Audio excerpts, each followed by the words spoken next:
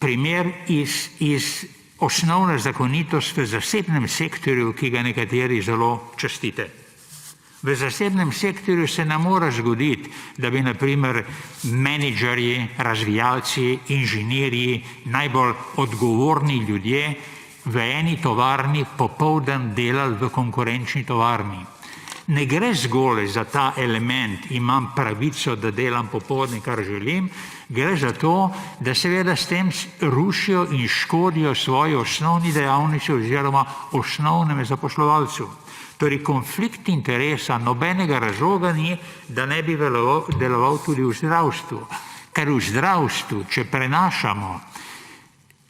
če zaposleni v javnem sistemu delujejo v popoldanskem času, v popoldanskem sistemu, se moramo vprašati, kateremu od teh dveh sistemov so pa bolj nagnjeni, katerega bolj podpirajo.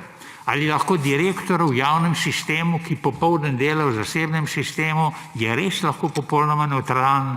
A tak direktor sploh lahko odkloni dovoljenje svojemu podrejenemu, ki bi tudi delal v zasebnem sistemu?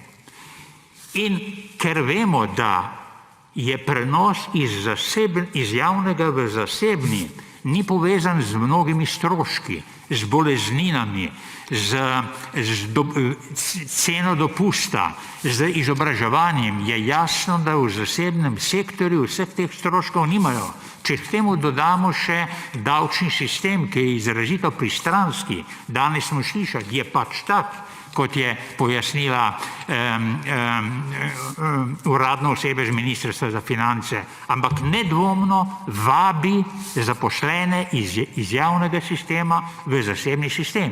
Da ne omenim še morebitne malverzacije tisti, ki si lahko v zasebnem sistemu pripišejo minimalno plačo in tudi tam znižujejo sicer prave dohodke.